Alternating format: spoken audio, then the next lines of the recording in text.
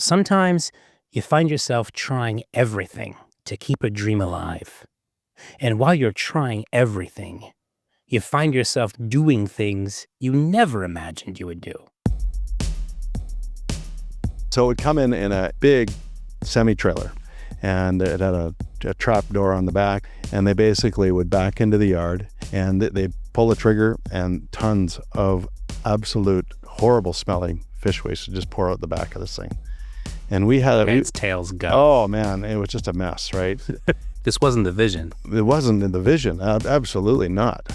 But there was that part of me that went, this is the beginning of something. It was never part of Aaron Joe's dream to be standing in the middle of a pile of rotting fish waste for a living. I don't imagine that's anyone's dream. But like he said, it was the beginning. Salish Soils is an indigenous-led company operating on Seashell Nation land. Its focus is on composting and recycling waste that would otherwise end up in landfill. Aaron Joe is a member of the Seashell Nation, and he's the founder and CEO of this company. His personal story is woven deeply into the story of the business itself, because this business exists to heal and renew the coast's environment. But before it could do that, Aaron had to first heal and renew himself. I'm Dominic Girard, and this is Secret Sunshine, a podcast about the folks making the most of living on the Sunshine Coast and the traditional territories of the Seashell, Squamish, and Sliman Nations. This episode, Aaron's Dirt Dreams. This episode is sponsored by Angler Management. It's a fishing charter in Gibsons run by a friend of mine, Ed Anderson. Last year, Ed took me out on my first ever salmon fishing trip, and we had a ton of fun. A little late on the episode, we'll find out from Ed about why he likes taking locals out on the water, and we'll hear about a special offer for locals listening to this show. Find him at anglermanagement.ca or grab a link in the show notes to this episode.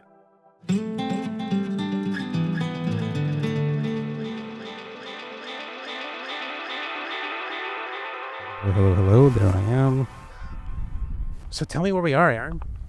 Okay, so here we are. We're directly right behind Seashell Hospital, underneath the power line. If you know Salish Soils, you know that they produce all kinds of products, from topsoil to compost to various aggregates useful in landscaping. But the vision goes far beyond keeping waste out of landfill. They're helping grow food, too. We have our 7-acre farm, and 3-4 years ago, we wanted to start a community project. And this was our first project of restoring land. What did this look like before? This was all just bramble and it filled with invasive species. Brambles on the coast? You're kidding me. Yeah. So we cleared all that off. And in here is our potato, strawberry. Aaron is part of the Salish Sea Regenerative Farm. And that's where I met up with him for this episode. And it's a beautiful, warm day, and we decided to sit in the middle of a greenhouse. Yeah. I'm glad I went home and changed my shirt out. Because, it's... I may come to regret my wardrobe choice, but let's see how we do. Okay. Before this place existed, what did this place look like? I grew up just over in the Porpoise Bay part of the reserve here. Yeah. Just down the way? Just down the way, yeah. There was a lot of poverty growing up in our communities back then. To explain what an Indian reserve is kind of challenging because, most people, when you move into a suburb or a neighborhood, there's infrastructure like sidewalks and paved roads and things like that. So when I was growing up, we had a dirt road right through the reserve, and, I was about 8 or 10. We finally got paved roads and we could play ball hockey and things like that on it. I could see things that were different from when I went across what we used to call the white side. The white side. Yeah. So when we went to West Seashell to visit a friend or something like that, their neighborhoods looked a lot different than ours. And as you got a little bit older and started understanding that, did that realization motivate you to bring change, or did it motivate you to get out of here? Or Yeah. I mean, initially I wanted just to get out of here. I grew up in a home. Both parents were alcoholics. My mother was in residential school, so there were some real challenges in the house where we grew up. I moved to Vancouver for about 5 years. But what I found is, just by moving wasn't going to change anything. When I got there, it was still me there. And I did go through my own stint of alcoholism and addiction. I went through that for about 12 years and was pretty messed up for a while. But I had to go through that to become who I am today. For some weird reason, I think that things really started to change when my daughter was born. 1999, I thought, well, I want to be a little more in control of my life. And I was working in the seashell mine, driving a haul truck. Yep. It paid the bills.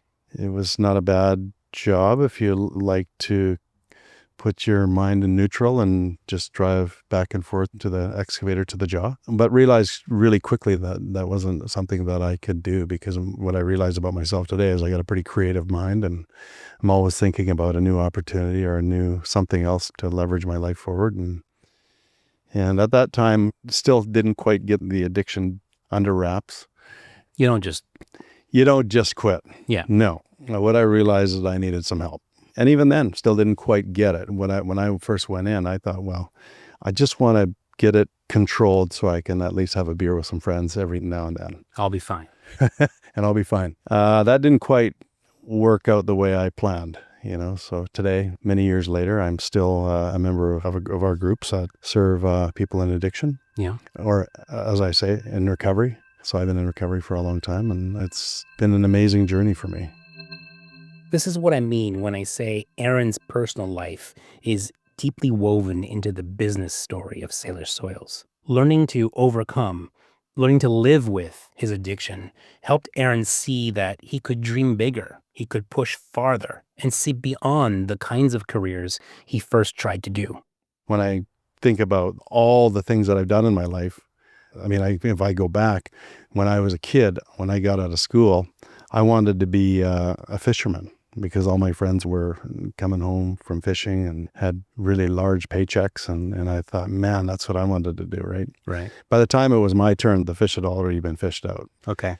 So the next thing for me was, well, our family was in forestry. So my father had his own logging business.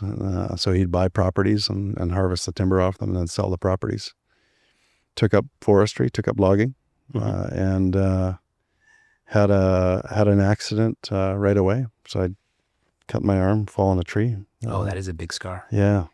And so that was my first kind of experience with being out there in a really dangerous environment to provide for myself. And there was a real sense of pride when you were out there working hard for a paycheck every day. But I also could see the negative impacts that we were making too. So we'd go into these big old growth areas and we'd fall all the old growth and, big cypress logs and have these just basically saw it all down and then log it. And so I could see it for what it was back then. Yeah. So how close to the surface for you was it to because what I'm hearing is there was pride in finding work that you could take care of yourself, you could take care of your family. But it's all extractive. It's cutting down trees, it's going into mines. Yeah. Do you remember a moment where you're like, hang on a second. Yes, I've got a career, but... So that really happened for me when I became a contractor in the seashell mine, because the nation is a partner there. And part of the opportunity was for a contractor to get some equipment and clear off, 80 to 100 acres swaths at a time. And I thought, wow, what a great opportunity to get started, right? So that's what we did. And after about a year of logging and clearing these big swaths to get at the resource underneath, it kind of dawned on me that we're clearing all the organic material off and not saving any of it. We're basically just lighting these massive windrows and burning these massive piles and smoking out the whole town. But all that carbon was just going into the air. Yeah. And I remember approaching the people I was working for and just saying, is there, maybe we can grind it, maybe we can find a different way to utilize that resource for something else. And you were just spitballing at that. Just kind of spitballing, yeah. Didn't really know what the solution was, but I just knew that what we were doing was not healthy for anybody in the town, but really not healthy for the environment of our own community and the Seashell Nation community. But realizing that at that time, that was really not an option because it was really about the gravel. Mm-hmm. The work that I was doing was just a direct cost against the resource. So I'm out here absolutely annihilating our land, which we, most of our land had been taken away many, many years ago. Yeah. So now we're doing this to our own little patch of land. I just kind of went, whoa, we need to change the way we're doing things. Yeah. And I certainly didn't have the blueprint or any idea on how that could change, but I knew that what we were doing was not right. So I parked that for a little bit. Well, can we stay in that parking lot Sure. for a second? What I'm trying to understand, what I want to know more about is realizing that this isn't the right path and wanting to do something about it. Like that second part of it isn't something everybody's going to do. Yeah. What got you there? Because you were just talking about how you were just trying to get by at your life at that point too. Yeah. Well, I mean, it all starts out as just trying to get by and have a paycheck so you can feed your family and feed yourself. Yeah. But for me, eventually what came to me is if I keep doing this, there's really going to be nothing for, as we look at it as Indigenous people, 7 generations ahead. I go, what am I leaving for, say, my daughter? Mm-hmm. What am I going to leave her? Yeah. And so that's really part of the change that happened. But I was also at that time, if I flip forward a few more years, what really happened for me was in my own healing journey, I realized that as I was healing myself, the ideas of healing our land were really starting to come up. That was when the switch was really coming on for me. It was really, okay, so what am I going to do to take action? What do I bring to the table and what do I need to support me? And that was a really big one because it was kind of like asking for help when I didn't know how to get off the substance abuse. Right. It was the same thing. It was like, I need some help here. Coming up, just as Aaron needed help the most, a ton of dead fish helped keep the business alive.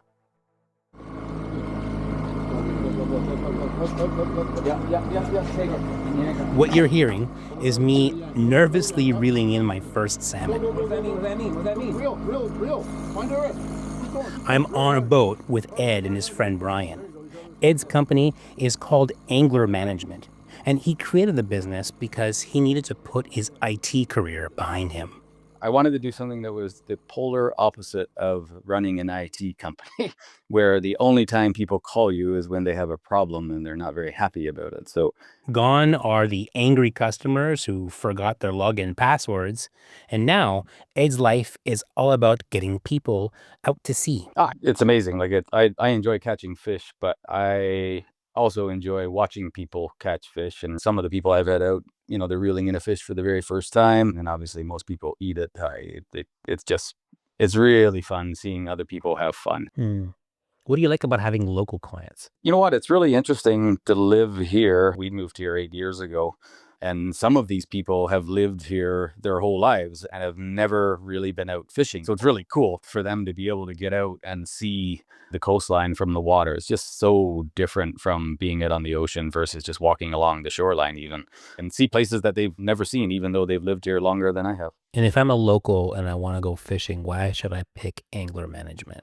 I try to cater to people as much as I possibly can. And if I have a big group going that don't know anything about fishing, I'll also bring a buddy of mine so that I don't have to get any of the guests to do absolutely anything other than what they want to do, which is usually just reel in the fish. There you go. Nice. Hatchery. Nice fish, Dom. Whoa. Get out of there. If you haven't tried to catch your own fish yet, well, what are you waiting for? Some kind of discount? Well, Ed's got one ready for Sunshine Coast locals who are listeners of this show, and I'll tell you all about how you can get that at the end of this episode.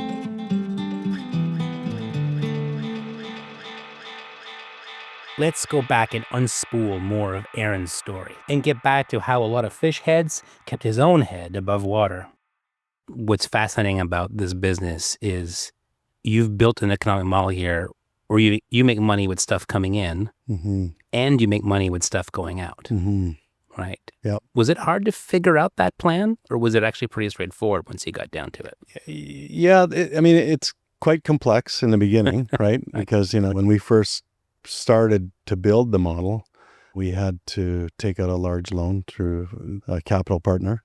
Okay. I didn't know him in the beginning, but a good friend of mine now is who's just passed on. His name is Tukey Angus, and a series of smaller investors. But Tukey was a guy who I shared a vision with of sustainability and of a system that could possibly work.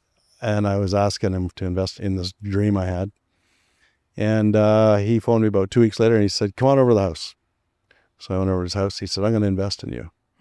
And he said, I don't know if this is ever going to work, but I like your confidence.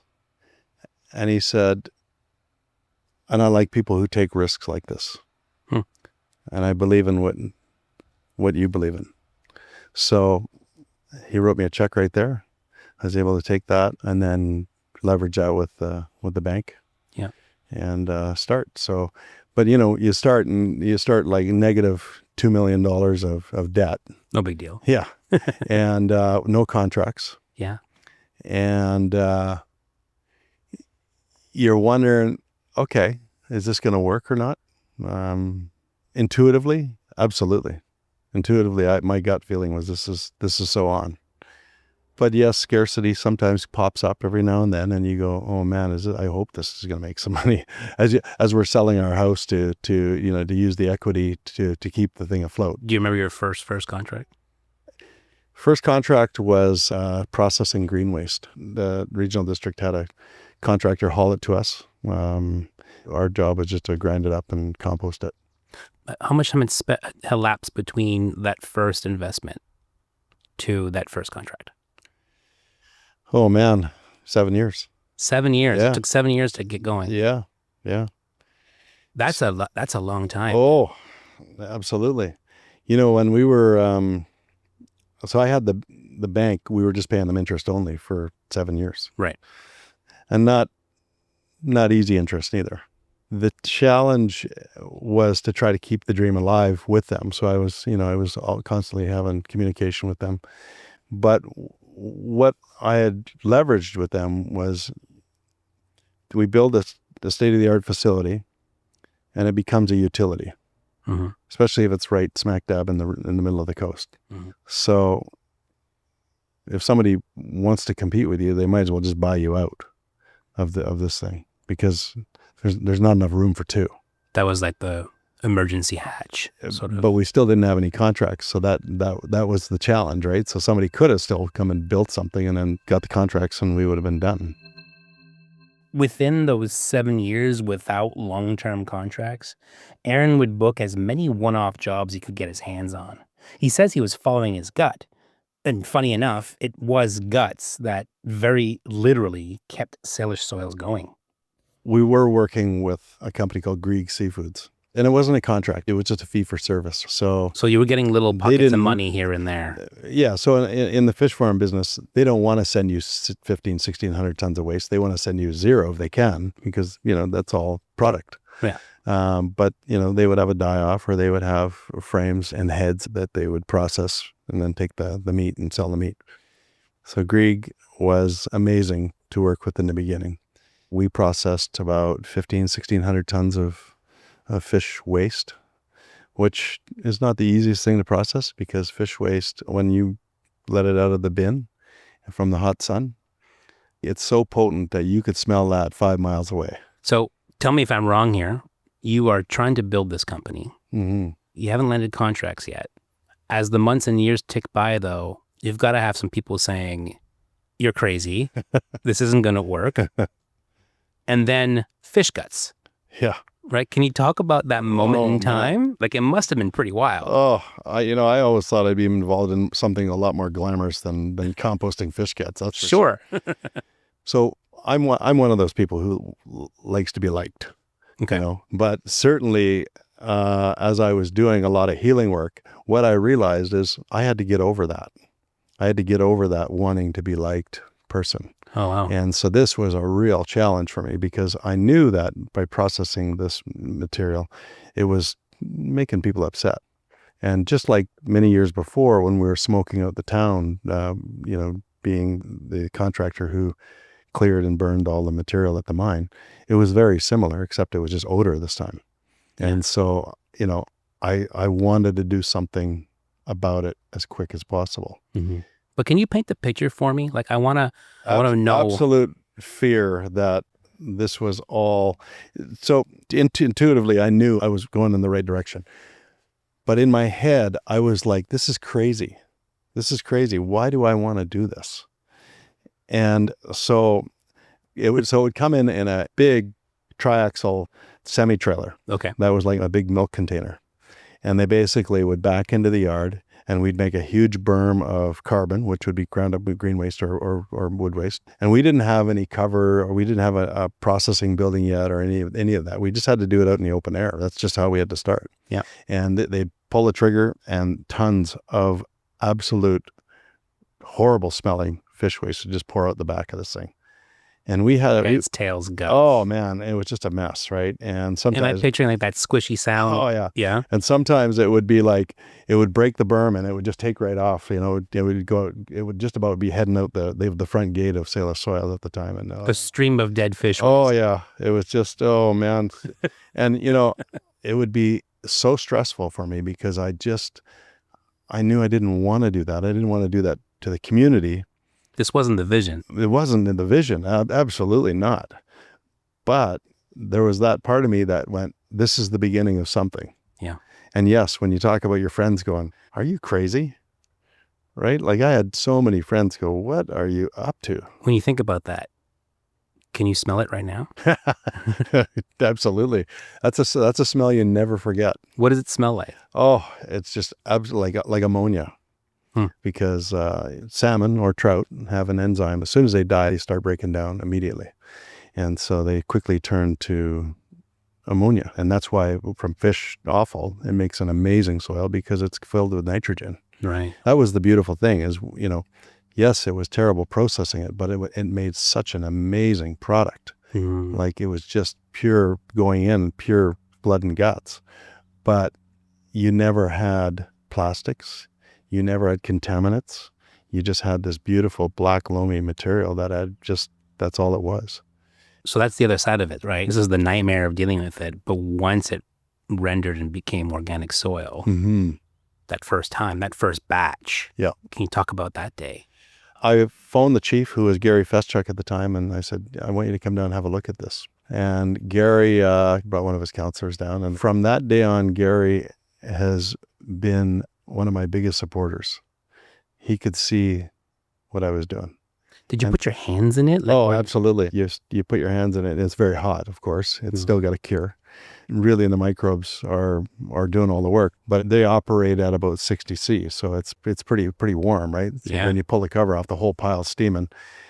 But it wasn't necessarily that you go and run your hands in this loam yet. The loader would go and fluff it up, but you had to let that sit for a couple more months, sometimes 3. The longer you cure it, the better the soil gets. But that first pile it was the first pile of waste management, managing waste. Yeah, that was a real pivotal moment to realize that we had something, that we knew we could do something that would change the way waste was being managed on the coast. Did something like that, like how big of a role did something like that play in keeping you going, keeping your own dream alive? Because yes, you've got these little victories, but like you said, it took 7 years to really land a contract. Yeah. But I think the big thing for me was really when, again, our chief at the time, because I'm operating on Seashell Nation land. Yeah. I needed somebody else to believe in me other than me. Yeah. And so, when Gary saw that, he was, wow, this is amazing. That's what I needed. I needed him to give me the green light and say, okay, let's carry on.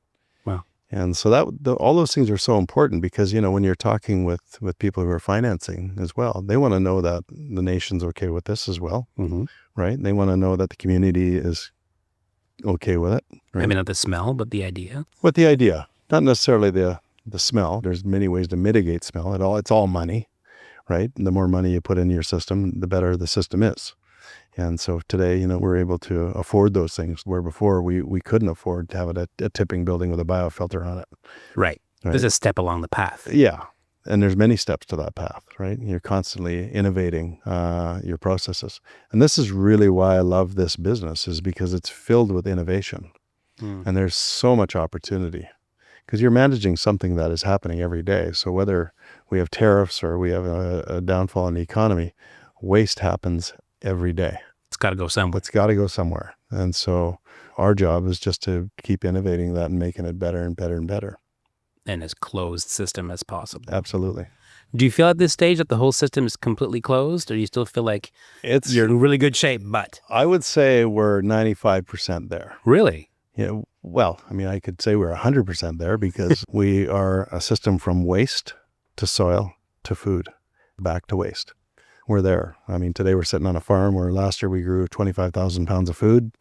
So when we grew food for the hospital, we grew food for the food bank, some for the food stores, our Seashell Nation Elders Good Food Box.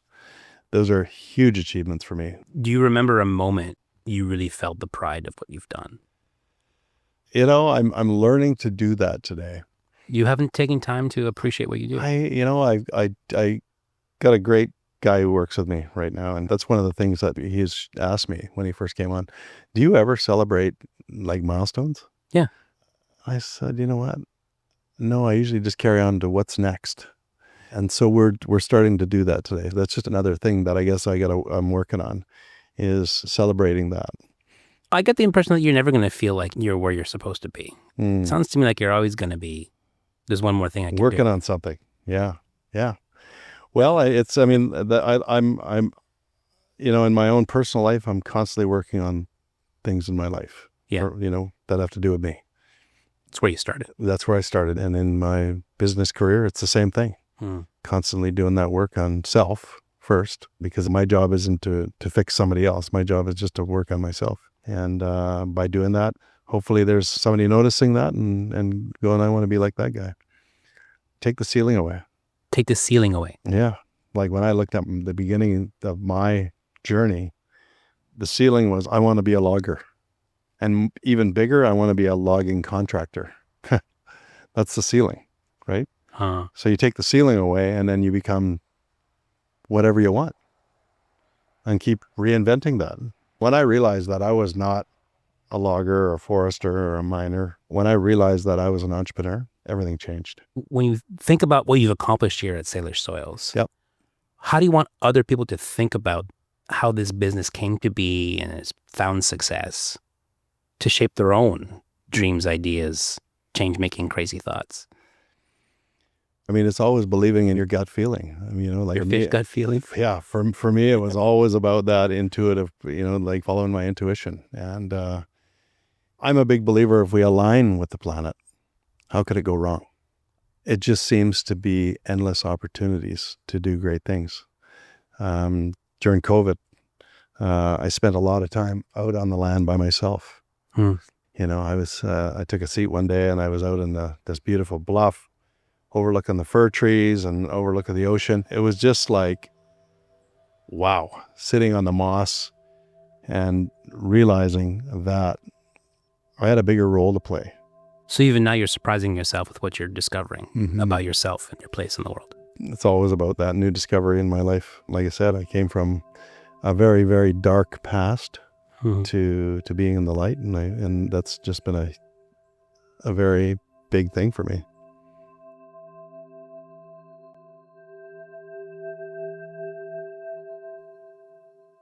Before Salish Soils could exist, Aaron had to work through some difficult personal challenges.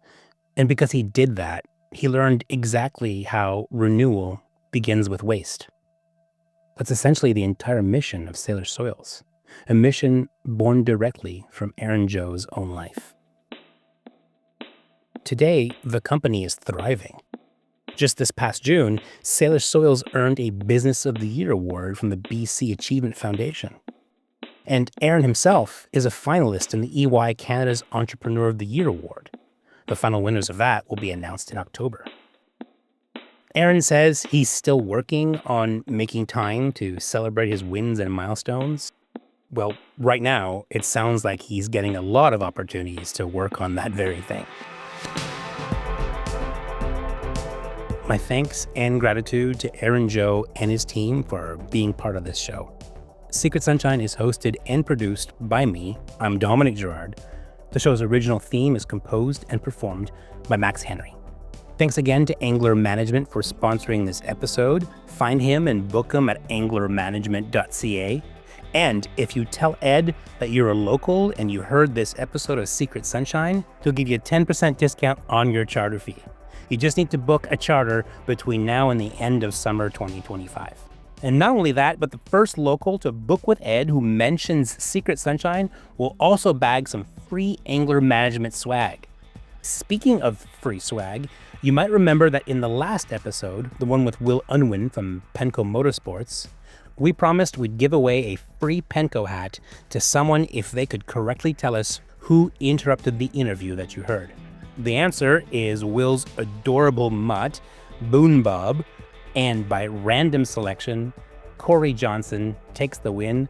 Congrats, Corey. We'll reach out to you on Insta and we'll get that hat in your hands and on your head real soon. Man, with all this talk of free swag, kind of makes you wonder if Secret Sunshine will ever have its own swag too. Well, we're not there yet, team, but if you help me grow this show some more, we'll talk. A great way to help me grow the show is to send a friend a link to this pod and encourage them to follow the show. You can also rate and review Secret Sunshine on Apple Podcasts. It helps people find the show and know what they're in for.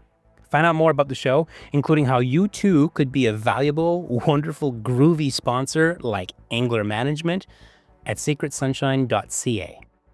Okay, more Secret Sunshine coming your way in just a few weeks.